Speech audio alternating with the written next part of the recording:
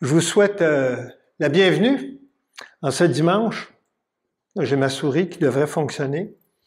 1 Jean 3, 11 à 24, c'est la suite de ce que j'avais fait la dernière fois. La dernière fois, c'était 1 Jean 3, 1 à 10. Puis, oui, il y avait d'autres choses que je voulais dire. Gilles Desgagnés, tu veux-tu lever la main? Je veux juste qu'il te voie. Gilles, là, hier, on avait un déjeuner des hommes, puis il nous a gâtés. C'est dangereux.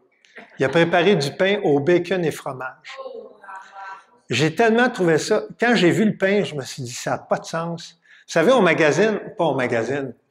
on commence un repas par le nez. C'est pas une blague, là. Quand ça sent bon, on a le goût de manger. Puis ça sentait tellement bon quand je suis arrivé. Puis pas que ça, il avait fait des crêpes aussi. Maison. J'ai tellement aimé mon déjeuner. Je ne veux pas dire ça pour faire de la publicité, là, mais c'était bon. Vous êtes le bienvenu. Oui, vous êtes le bienvenu. Normalement, début mai, il devrait avoir un autre déjeuner. C'est s'accompagner, là, genre. Non. Non, c'est rare qu'on ait une activité, les hommes seulement, mais là, c'était vrai. Non, patente, vous avez vos activités, les femmes.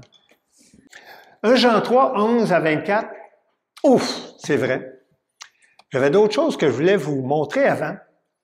Et ça, je m'inspire de Cossal. Je le vois pas. Non, il n'est pas là. En tout cas, je m'inspire de Cossal.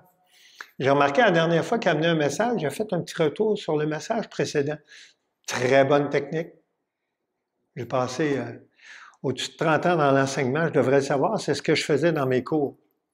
Donc, je fais un retour sur le message précédent parce que je trouve ça important.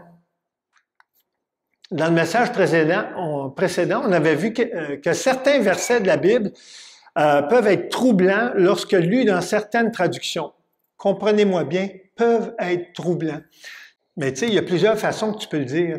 Ah, c'est beau ce que tu portes aujourd'hui, ou ah, c'est original, c'est la première fois que je te vois habillé comme ça. Tu sais, il y a plusieurs façons de dire une information. La Bible, c'est la même chose. Il y a plusieurs traductions de la Bible en français. Puis il y en a plusieurs en anglais, puis il y en a plusieurs en espagnol, puis il y en a plusieurs en russe, puis il y en a plusieurs dans plusieurs langues, dans toutes les langues à peu près. Et donc, dans le message précédent, j'avais parlé de ça. Il y a des subtilités dans certaines traductions de la Bible, entre autres, c'est ce qu'on avait vu au dernier message en ce qui concerne le péché versus la pratique du péché. On avait vu ensemble que péché, c'est une pensée ou une action singulière et isolée, suivi d'une repentance et une volonté déterminée de cesser ce comportement. C'est important, tout ce que j'ai souligné, là. Ça, c'est péché. Maintenant, on va voir la pratique du péché. La pratique du péché, c'est caractérisé par une habitude, une répétition de mauvaises pensées ou actions sans repentance et sans volonté de cesser ce comportement ou cette pensée. Ça, c'est ce que je faisais avant l'âge de 23 ans. Je pratiquais le péché, mais vous savez quoi? Je ne savais pas c'était quoi le péché. Pourquoi? J'avais jamais lu la Bible. Comment tu peux savoir c'est quoi le péché si tu ne l'as jamais lu? Oups! Faut que je m'habitue à la souris. Donc, ça, c'est la version Louis II de 1 Jean 3, 6, 8 à 10b. Quiconque demeure en lui ne pêche point. Quiconque pêche ne l'a pas vu et ne l'a pas connu. Je ne sais pas si vous voyez, là, c'est très cru comme texte. Il y a plusieurs traductions que vous avez, plusieurs d'entre vous, où c'est écrit à peu près comme ça. Puis quand tu regardes ça, tu te dis, voyons donc. Ça veut dire que si je pêche, je ne l'ai pas vu, puis je ne l'ai pas connu. Pourtant, quelqu'un m'a dit que après la prière de repentance, j'étais un enfant de Dieu, j'avais accepté le Seigneur, je l'avais invité dans mon cœur. Mais c'est comme ça que c'est traduit dans la Louis II 1910. Le verset numéro 8, j'ai mis un petit chiffre en 8, là, en vert, celui qui pêche a du diable. Vous ne trouvez pas que c'est cru comme texte? C'est pourtant ce qui est écrit dans la Bible que plusieurs personnes utilisent. La Louis II 1910, c'est une des premières Bibles que j'ai connues. Verset 9, quiconque est né de Dieu, la semence de Dieu demeure en lui et il ne peut pécher. Est-ce que vous le voyez comment c'est cru, comment c'est traduit? C'est pas une mauvaise traduction, c'est très proche du texte original en grec, parce qu'il est né de Dieu. Et le verset 10, finalement, quiconque ne pratique pas la justice n'est pas de Dieu, non plus que celui qui n'aime pas son frère. Est-ce que ça nous arrive de manquer d'amour envers quelqu'un, oui ou non? Oui. Ça m'arrive, moi aussi. Mais vous savez que ça m'arrive. Ça arrive à tout le monde. Pourquoi? Parce qu'on n'est pas parfait. Si quelqu'un est parfait, là, il est au ciel. C'est troublant. Et c'est pour ça que je vous donne une définition, la pratique du péché. J'en avais parlé au dernier message. La pratique du péché, c'est littéralement rater la cible fixée et établie par Dieu. Pas par moi, par Dieu. Il y a du monde qui pense que c'est pas grave si toi tu trouves que c'est pas grave. Mais c'est pas de même, ça marche. Dieu a établi dans sa parole, c'est quoi les règles du péché. Et donc, rater la cible fixée et établie par Dieu continuellement, sans repentance et sans désir de changer, c'est une vie charnelle, sans fruit, ni réussite spirituelle. Je vous rappelle que j'ai écrit la pratique du péché, pas le péché, la pratique du péché. Quand je faisais du sport, autrefois, je m'entraînais. Ça veut dire quoi s'entraîner? Ça veut dire se pratiquer. Je m'entraînais, je me pratiquais. Et plus je me pratiquais, meilleur je devenais. Je devenais très, très habile. Pourquoi? Parce que je pratiquais. Et si tu pratiques le péché, tu deviens très habile à pécher. Est-ce que vous le savez? Moi, je me souviens, le jour où j'ai appris à mentir, je me suis dit, wow, quelle bonne stratégie. Je vais pouvoir m'en sortir un peu mieux quand je vais vouloir faire de quoi que je sais que mes parents ne veulent pas nécessairement que je fasse. C'était pratiquer.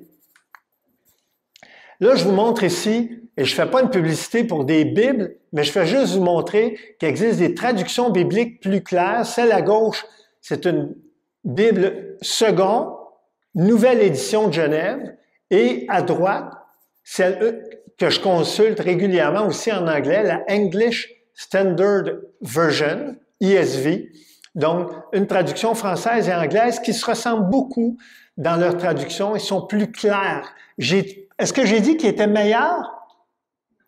Non. Ça dépend de ce que tu veux quand tu cherches.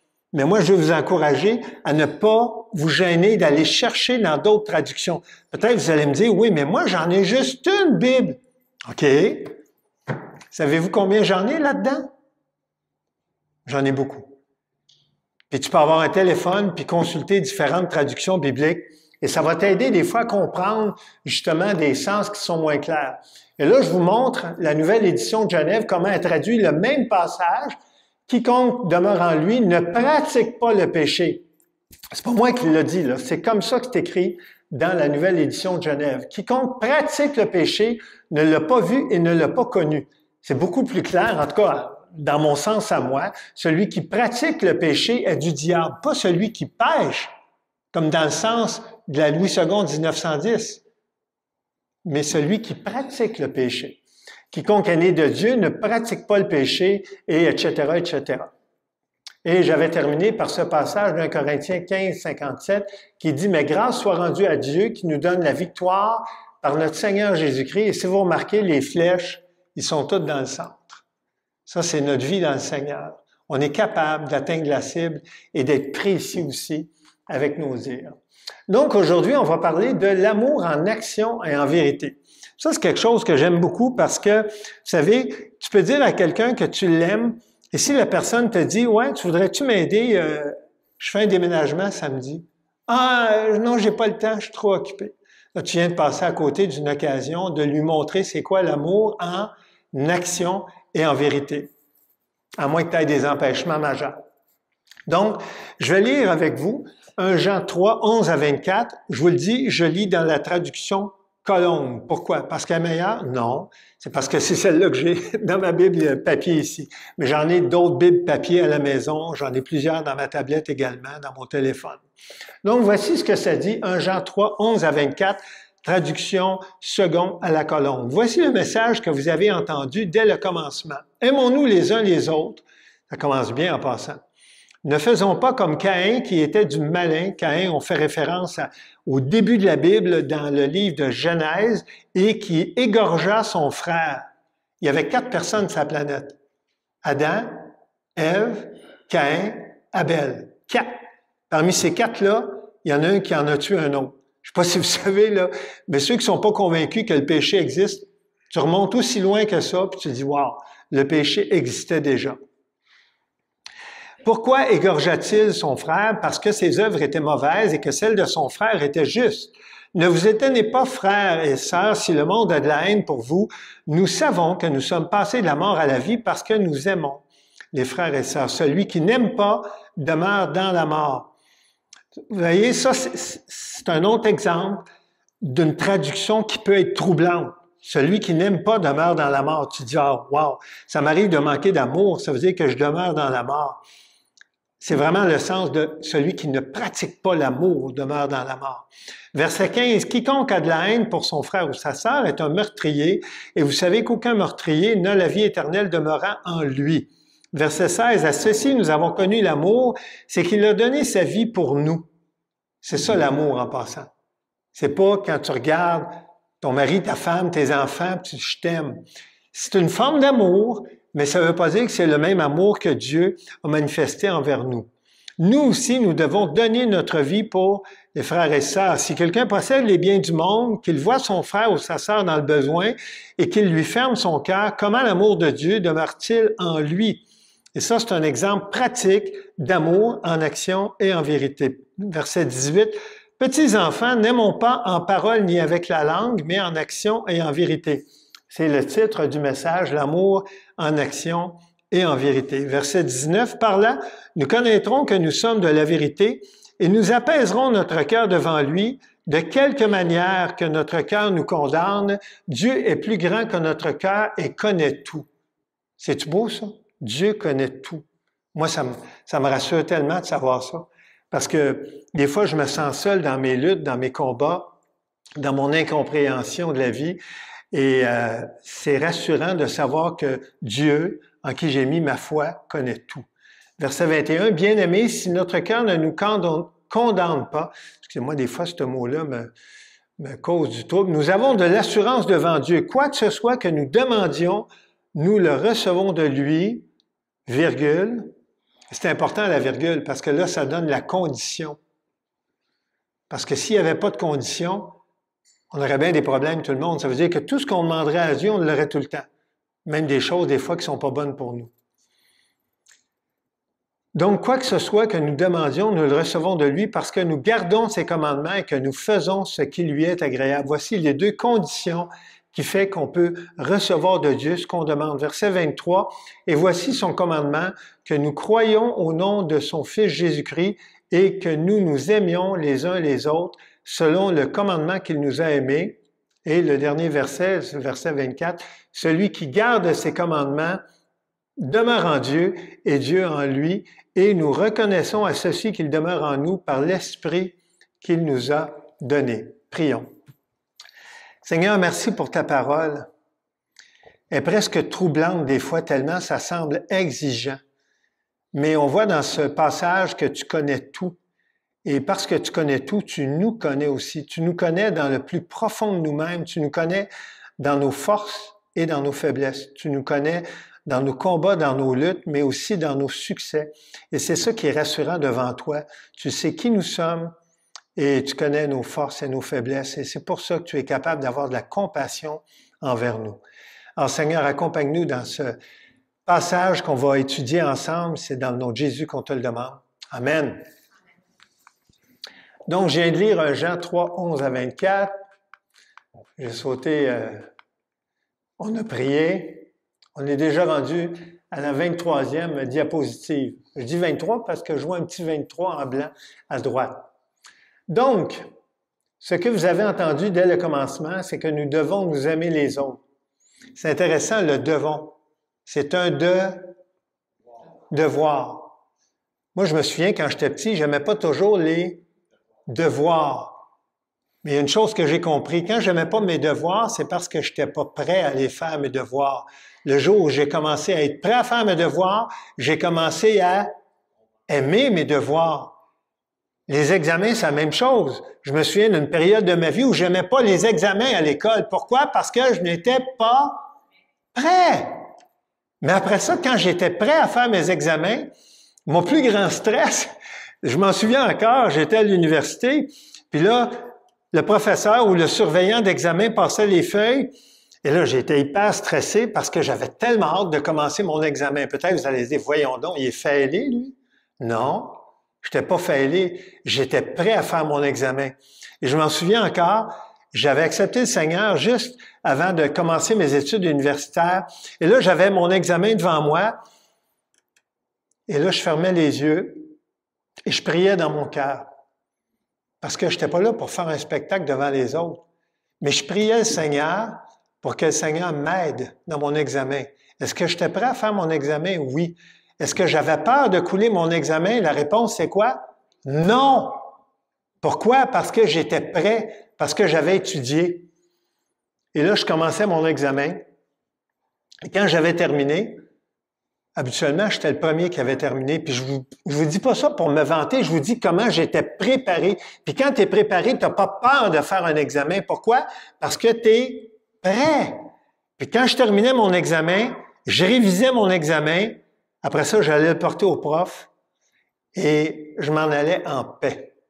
Et quand j'ai enseigné pendant 31 ans, que j'ai enseigné, tout près de 32, c'est un principe que j'ai enseigné à mes élèves. J'ai dit, ceux et celles qui ont peur de faire un examen, c'est probablement parce que vous n'êtes pas prêts pour faire l'examen. Si vous êtes prêts, il n'y a pas de raison que vous ayez peur de faire un examen. Pourquoi? Parce que vous avez les capacités de le réussir, cet examen-là. Donc, voici, c'est un principe que j'aime partager parce que je pense que c'est la même chose dans la vie chrétienne. Si on est prêt à affronter les épreuves, est-ce qu'on a peur des épreuves? Non, parce qu'on est prêt. Le problème, c'est si on n'est pas prêt.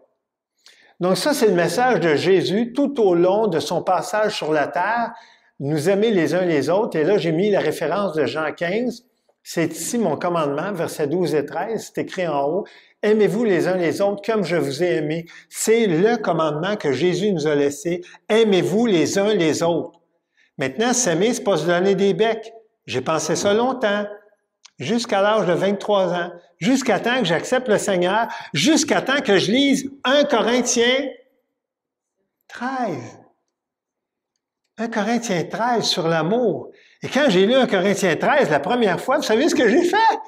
Je l'ai relu. Parce que je me disais, voyons donc, c'est quoi cette définition bizarre de l'amour? Non. Quand je l'ai mis en pratique, je me suis rendu compte qu'un Corinthiens 13, c'était vraiment riche. Vraiment riche. Et c'est un des passages, je l'ai déjà partagé, qui m'a poussé à accepter le Seigneur. Parce que je me suis dit, ça, c'est la vérité. C'est pas comme ça que j'ai grandi, c'est pas ce que j'ai appris, mais c'est la vérité. Parce que je l'ai mis en pratique et je voyais que ça avait un impact dans ma vie et dans la vie des gens autour de moi. Donc, le commandement de Jésus dans Jean 15, aimez-vous les uns les autres comme je vous ai aimé. Et Jésus n'a pas aimé à moitié. Il a aimé jusqu'à faire quoi? Jusqu'à donner quoi? Sa vie. Alors que moi, je pensais qu'aimer, c'était donner des becs. Wow! J'étais tellement dans le champ. Mais c'est ça que j'avais appris. C'est ça que j'avais appris quand j'étais jeune. Il n'y a pas de plus grand amour que de donner sa vie pour ses amis. Et quand Jésus a dit ça à ses disciples, est-ce qu'il était mort à ce moment-là? Non! Il est mort plus tard. Imaginez-vous, quand il est mort, ses disciples ils ont dit, c'était vrai ce qu'il a dit. Il a donné sa vie pour nous. C'est vrai, l'amour que Jésus nous a partagé. Ça veut dire quoi, s'aimer les uns les autres? Et là, je vais vous lire un des passages les plus, selon moi, les plus riches. La parabole du bon Samaritain. Probablement que la plupart d'entre vous, vous l'avez lu pas juste une fois. Mais je vais rentrer dans les détails pour vous montrer c'est quoi l'exemple d'amour qu'on a dans cette parabole-là. Donc, dans Luc 10, on voit un excellent exemple d'amour tel que le Seigneur le désire dans nos vies. C'est le passage qui s'appelle communément la parabole du bon Samaritain, là où Jésus décrit ce qu'est l'amour du prochain. Aime ton prochain comme toi-même. Voici le passage, verset 30, qui commence par le passage. Donc, un homme descendait de Jérusalem à Jéricho. Il tomba au milieu des brigands qui le dépouillèrent, le chargèrent de coups et s'en allèrent, le laissant à demi-mort. Peut-être que quand vous lisez ça, vous dites, voyons donc, ça n'a pas d'allure qui tombe au milieu de brigands, qui le dépouillent et qui le chargent de coups. Si vous pouviez marcher de Jérusalem à Jéricho, vous verriez qu'à l'époque, il n'y avait pas des chemins éclairés comme aujourd'hui. Il n'y avait pas des systèmes de sécurité comme aujourd'hui. Il n'y avait pas des polices qui surveillaient, qui patrouillaient comme aujourd'hui. C'était des endroits souvent qui étaient isolés. Et donc, c'était très facile de se faire attaquer par quelqu'un. Et là, ça dit même, il tomba au milieu des brigands. Il n'avait pas rien qu'un, il y en avait plusieurs. Donc, c'est une histoire qui est très réaliste. Un sacrificateur, donc c'est un chef religieux qui, fortuitement, autrement dit par hasard, descendait par le même chemin, ayant vu cet homme, qu'est-ce qu'il a fait? Passe à outre. Ceux qui ne savent pas ce que ça veut dire, parce que c'est rare qu'on utilise ça de nos jours. Chérie, j'ai passé outre aujourd'hui. Wow! C'est quoi que tu veux dire? Passe à outre. Autrement dit, il a passé puis il a continué son chemin. Un Lévite, un autre chef religieux, qui arrivant aussi dans ce lieu, l'ayant vu, passe à outre. Autrement dit, lui aussi, il l'a ignoré. Deux personnes qui auraient dû, normalement, à cause de leur titre, à cause de leur particularité, auraient dû arrêter. Les deux ont passé outre. Et là, Jésus, il va frapper dans le mille. Il va donner l'exemple à partir d'une des personnes qui était méprisée par les Juifs. Un quoi? Un Samaritain. Les Samaritains, c'était vu comme les méchants. C'était vu comme les personnes qui n'avaient pas les mêmes qualités, on va dire, ou les mêmes caractéristiques que les Juifs. Un Samaritain, je l'ai mis en plus gros, parce que faut que tu comprennes que c'est gros, cette histoire-là. Un Samaritain qui voyageait, étant venu là, et là, j'ai mis des espèces de trucs bleus pour vous montrer tout ce qu'il a fait, fut ému de compassion lorsqu'il le vit. Ça a commencé comme ça. Fut ému de compassion. C'est où la compassion? C'est-tu des mains ou des jambes? C'est dans le cœur. Le cœur, s'il n'est pas touché, il n'y a rien qui va se passer. Ça commence par le cœur. Et c'est pour ça qu'il y a 2 semaines, Réal Godreau nous a parlé de ce que Dieu pense par rapport à nous. On ne pense pas comme Dieu.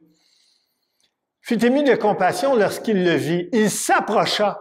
2e étape. Il banda ses plaies. 3e chose, en y versant de l'huile et du vin.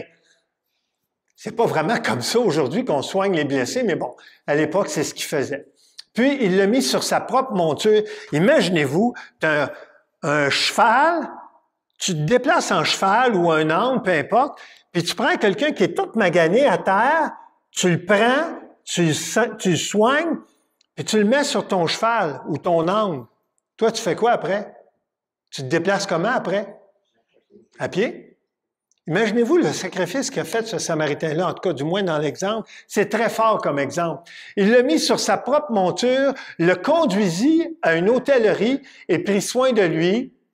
Et le verset 35, le lendemain, il tira 2 deniers. C'est pas important de savoir c'est combien 2 deniers en dollars d'aujourd'hui, mais il a quand même pris de l'argent qui était à lui, il les donna à l'autre, autrement dit, la personne qui s'occupait de l'hôtellerie, et il lui dit, aie soin de lui, et ce que tu dépenseras de plus, je te le rendrai à mon retour. Non seulement il fait de quoi pour la personne qui est blessée, mais il va même au-delà en disant, regarde, si ça coûte de quoi de plus, occupe-toi de le faire, puis moi, je vais te rembourser quand je vais revenir.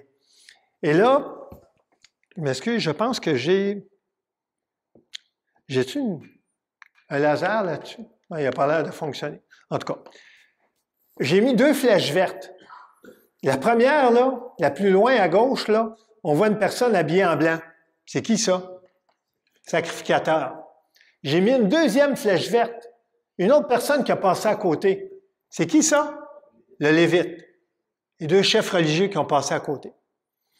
Et là, j'ai mis indifférence. C'est comme ça qu'ils ont réagi devant la situation. Indifférence. Alors que comme chef religieux, il aurait dû donner quoi? Donner l'exemple. Et là, j'ai mis compassion avec une flèche envers la personne qui va soigner l'autre. Est-ce qu'il connaît? Non. C'est son frère ou son ami? Ni un ni l'autre. Il ne connaît pas. Mais il manifeste l'amour de Dieu dans une circonstance tout à fait exemplaire. Explication. L'homme descendait de Jérusalem à Jéricho, tomba au milieu des brigands. Donc, et là on continue, verset 30, 31, 32. Je souligne le sacrificateur, le Lévite. et un sacrificateur et un lévite, Jésus était dur envers qui? Les autorités religieuses. Est-ce qu'on est des autorités religieuses, nous autres? Oui ou non? Non. Je ne suis pas une autorité religieuse, moi. Je suis un chrétien, je suis un croyant. Mais c'est quoi la différence entre nous et un sacrificateur et un lévite? Est-ce qu'on connaît la parole de Dieu, oui ou non? Est-ce qu'on sait c'est quoi la définition de l'amour dans la parole de Dieu? Oui ou non? Oui.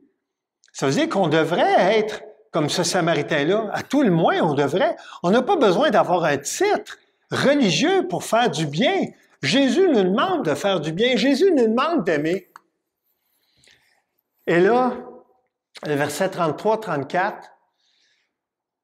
et là, je mets l'explication. Les Samaritains, donc, qui étaient vus comme des mauvais de la part des Juifs, des mauvais, j'ai mis le mot, en tout cas, qui m'a sorti en tête, là, mais c'était vu comme des moins importants. Et c'est l'exemple que Jésus utilise ici pour montrer que même eux pouvaient faire du bien. Et si vous lisez Jean 4, là, il y a de quoi? On dirait que... Es-tu correct? Oui, il est correct. Et là, je vous pose la question en vers. Êtes-vous un sacrificateur, un lévite ou un samaritain? Excusez-moi. Ah, c'est parce que je suis assis sur le fil. Désolé, Liette, je me suis assis sur le fil. C'est parce que Liette m'a dit que c'était fragile, ce fil-là. La question se pose. Êtes-vous un sacrificateur, un lévite ou un samaritain? Quand j'ai relu ce passage-là, je me suis dit, est-ce que je serais vraiment un samaritain? Est-ce que je serais capable de donner ce qu'il a donné? Est-ce que je serais capable de sacrifier mon temps, mon horaire, mon argent, ma monture, imaginez, son temps, il ne l'a pas juste pris là. Il l'a amené à l'hôtellerie, il a pris du temps là avec. Après ça, il est parti. Mais il a sacrifié des choses, ce Samaritain-là. Verset 33-34, on voit tout ce qu'il fait. Observez donc tout le bien que ce Samaritain va faire envers qui? Envers qui? Un inconnu. Si vous attendez de faire du bien à vos frères, à vos sœurs, à vos voisins, à vos cousins, vos cousines, aux personnes que vous aimez, que vous connaissez, la parole de Dieu va beaucoup plus loin. Et c'est comme ça pour moi, comme pour vous. Le Seigneur nous demande d'aller beaucoup plus loin. On n'a pas besoin de connaître quelqu'un pour y faire du bien. Là, j'ai mis en bleu ce qui est les versets bibliques et en mauve des commentaires. Ému de compassion, ça commence dans le cœur. C'est là que l'amour commence, dans le cœur. C'est pas des mains. Une main n'est pas intelligente et elle n'est pas gentille. Elle peut faire beaucoup de bien, elle peut faire quoi aussi? Beaucoup de mal. S'approcha de lui. La compassion continue. Et est-ce que c'était attirant d'aller vers quelqu'un qui était magané? Oui ou non? Non, c'était pas attirant. Troisième élément, il banda ses plaies. Ça veut dire qu'il s'est sali les mains. Ce Samaritain-là s'est sali les mains. Puis en passant, il n'y avait pas des gants chirurgicaux dans le temps. Tu sais, aujourd'hui, là, je m'en souviens parce que moi, je suis déjà intervenu. Je vous résume, une situation où une personne avait été attaquée. Moi, je suis intervenu. Puis je me suis pas posé la question, est-ce que je vais mettre des gants chirurgicaux pour me protéger envers la personne? OK, ça s'est passé vite. Je suis intervenu, puis bon, après quelques minutes, la police est arrivée. 2 personnes sont débarquées du char de police. Et là, j'ai dit, je peux-tu vous laisser la personne qui avait agressé l'autre? Et la réponse, ça a été quoi? Non. On va mettre des gants chirurgicaux avant pour se protéger. Moi, j'avais pas pris le temps de mettre des gants chirurgicaux, j'en avais même pas. Je suis intervenu parce que j'ai vu que c'est une situation qui demandait une intervention rapide. Ensuite, il versa de l'huile et du vin. Je ne sais pas combien ça coûtait de l'huile puis du vin à l'époque, mais une chose est sûre, ça se donnait pas. Il a fallu qu'il l'achète, le Samaritain. Il l'a mis sur sa propre monture. Et donc, en mauve, j'ai mis quoi? Il sacrifie son confort. Je me souviens de quelqu'un, souvenir d'enfance, vraiment d'enfance. J'étais sur une patinoire en train de jouer au hockey. J'étais pas vieux, je devais avoir 8 ans, 9 ans. Il y a quelqu'un qui, par accident, me slappe une rondelle de hockey. C'est noir, une rondelle de hockey, vous avez déjà vu ça? C'est-tu dur ou c'est mou? C'est très dur. Surtout l'hiver quand il fait frais. Sa rondelle est arrivée là. Si elle est arrivée là, je ne serais pas en train de vous parler aujourd'hui, je serais mort. Mais la rondelle est arrivée sur le muscle ici, sur le côté. Il est tout de suite, c'est un accident en passant, il n'a pas fait exprès, là. Il est tout de suite parti venir me voir. Il est tout de suite venu me voir pour demander, t'es-tu correct? T'as-tu mal? Je t'ai-tu blessé? Il a sorti un foulard en tissu, là. C'était pas un foulard en papier, là, mais en tissu. Vous savez ce que je veux dire, un foulard, là? Puis, il me l'a donné pour que... Je capotais, tu sais, je me disais, wow, je le connais pas, il me connaît pas. Il parlait même pas français en passant. Il est venu prendre soin de moi. Parce qu'il est arrivé un accident. J'ai jamais oublié cet événement-là. Et vous savez quoi? En faisant un ménage l'autre jour dans un de mes tiroirs, j'ai trouvé quelque chose. Qu'est-ce que j'ai trouvé? Le même foulard. J'ai jamais été capable de m'en débarrasser. Ce foulard-là symbolise pour moi la compassion. Symbolise pour moi l'amour. Je l'ai jamais revu dans ma vie, cette personne-là. Je n'ai jamais oublié ce qui s'est passé. Ça fait au-dessus de 50 ans. Ensuite, il l'a conduit à l'hôtellerie. Et qu'est-ce que j'ai mis en mauve? Il a changé quoi? Ses projets de voyage. Il s'en allait pas à l'hôtellerie.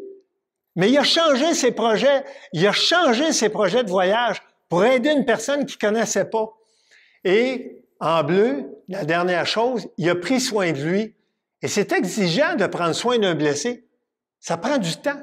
C'est de l'énergie. Le lendemain, il a tiré 2 deniers, il l'a donné à l'autre, prend soin de lui, tout ça. Le Samaritain, il est prêt à payer le prix pour son frère, pour sa sœur, pour son voisin. Non, pour un étranger. Moi, je vous le dis, quand je lis ça, là, est-ce que je suis prêt à le faire? Je ne sais pas si je serais prêt à le faire. Ça me stimule de le lire.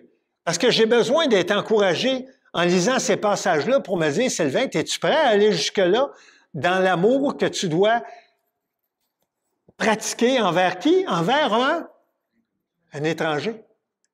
Je ne le connais pas, je ne l'ai jamais vu, il a besoin d'aide. Même si pour ça, ça va changer mes projets de voyage. Et là, j'ai remis la petite image avec compassion. Ça, c'est un des livres qu'on utilise dans le déjeuner des hommes. Cossal, tu t'en souviens, hein, hier? Le livre de Dane. J'ai de la misère à prononcer son nom de famille, Ortlund. Il a écrit ceci dans son livre, puis hier, c'est Gilles Desgagnés. Merci, Gilles, de l'avoir partagé. Mais moi, je suis prêt à le partager, mais tu l'as partagé avant moi. J'ai tellement aimé ça, parce que ça m'a vraiment touché. Dans son livre, Dane Ortlund, vraiment dur à prononcer, ça. Plus une personne, il a écrit ceci, plus une personne a le cœur pur, plus il est horrifié à l'idée qu'on vole ou qu'on maltraite quelqu'un. Vous ne trouvez pas que ça ressemble à la parabole du bon Samaritain? Il s'était fait maltraiter, là, cette personne-là. Et plus il est naturellement poussé à aider, à soulager et à consoler son prochain. Ça, pour moi, là, c'est l'exemple du Samaritain. Ensuite, on va voir l'exemple du sacrificateur et du Lévite.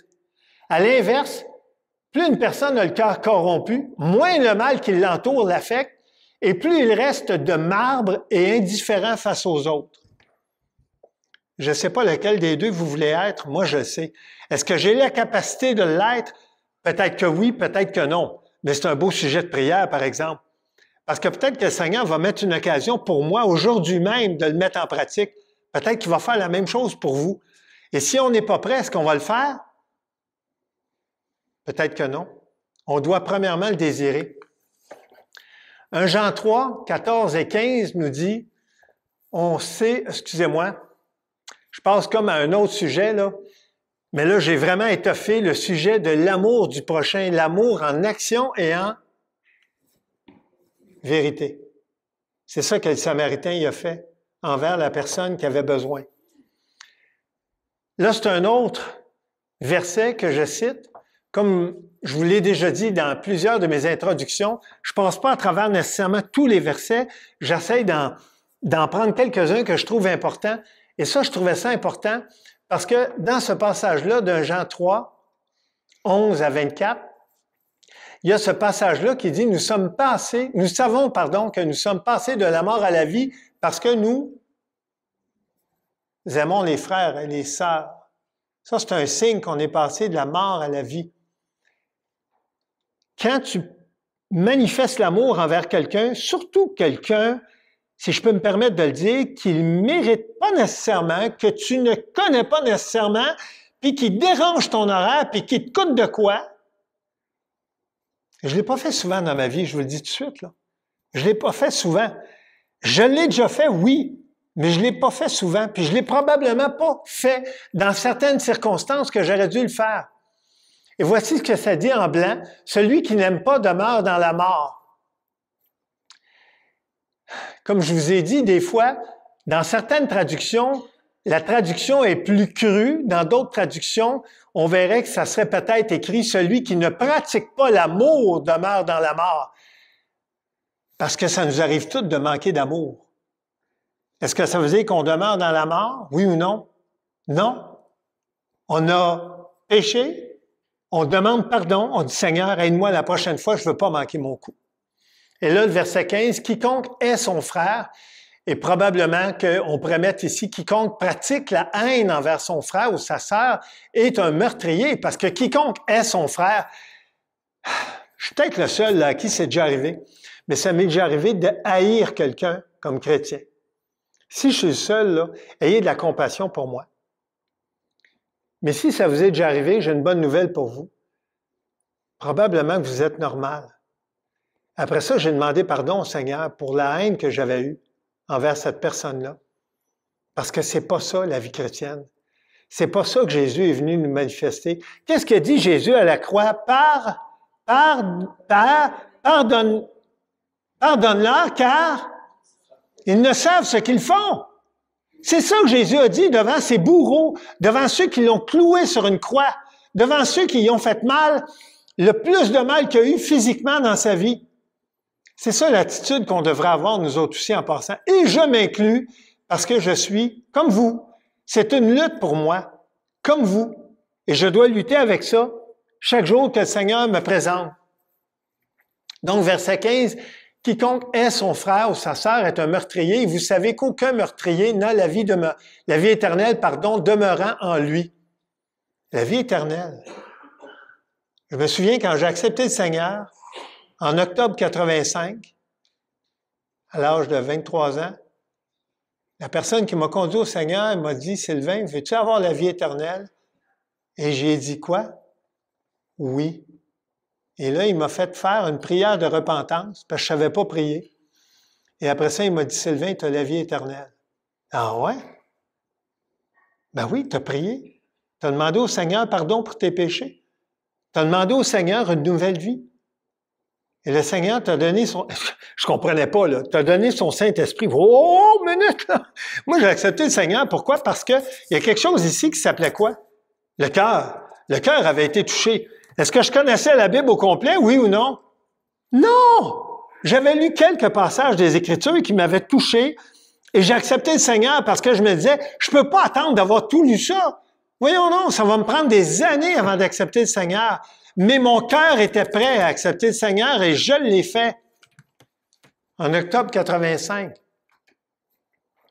Et je vous pose la question comme je la pose à chacun de mes messages, même si c'est pour une seule personne dans la salle. Bien, pour toi, ça vaut la peine que je pose la question, as-tu la vie éternelle? Pour avoir la vie éternelle, il faut demander pardon au Seigneur pour nos péchés. Est-ce que tu es pire ou tu es mieux que les autres? La réponse c'est, tu es comme les autres. Tout le monde ici qui a accepté le Seigneur dans sa vie a fait cette prière de repentance. Et tu demandes pardon au Seigneur, tu désires vivre pour lui, et pour lui, pour le temps qu'il te reste ici-bas. Et n'attends pas. Moi, j'ai fait ma demande à 23 ans. Et j'ai frôlé la mort à quelques reprises depuis ce temps-là. Mais j'étais en paix parce que j'avais fait la bonne chose. J'avais mis mon cœur en règle avec Dieu. C'est ce que la Bible appelle la nouvelle naissance dans le Seigneur. Et moi, je t'encourage à le faire aujourd'hui. N'attends pas demain. N'attends pas à ta mort. 1 Jean 3, 16 et 17 nous dit, c'est toujours le même auteur, Jean. Dans le passage, donc, qu'on voit aujourd'hui, nous avons connu l'amour en ce qu'il a donné sa vie pour nous. nous aussi, nous devons donner notre vie pour les frères et les sœurs. Si quelqu'un possède les biens du monde et que voyant son frère dans le besoin, il lui ferme ses entrailles, comment l'amour de Dieu demeure-t-il en lui? C'est une grosse définition. Peut-être vous allez me dire, mais Sylvain, je suis pas capable d'aimer comme ça. Moi non plus, je suis pas capable. Qui nous rend capable? Qui? Le Seigneur. Je ne l'ai pas en moi. C'est pas naturel en moi. Rappelons-nous ce passage de l'Évangile de Jean, donc pas un Jean, mais Jean, chapitre 15, versets 12 et 13, où Jésus s'exprime ainsi, « C'est ici mon commandement, aimez-vous les uns les autres comme je vous ai aimés. Il n'y a pas de plus grand amour que de donner sa vie pour ses amis. » Et l'amour en action et en vérité, c'était mon titre. On le voit dans la parabole du bon Samaritain. Et je vous pose une question en terminant. Est-ce que je suis un sacrificateur, un lévite ou un samaritain? Prions. Seigneur, merci parce que tu es grand, tu es bon. Et ce message, Seigneur, je ne suis pas capable de le pratiquer. Il y a juste toi qui peux m'aider à le pratiquer. Et s'il y a quelqu'un ici dans la salle, homme ou femme, qui ne te connaît pas, Seigneur, manifeste-toi à cette personne-là, qu'elle n'attende pas pour son salut. Tu es prêt à sauver aujourd'hui même. Merci, Seigneur, pour tout ce que tu es et tout ce que tu fais. Dans le nom de Jésus, on te prie. Amen.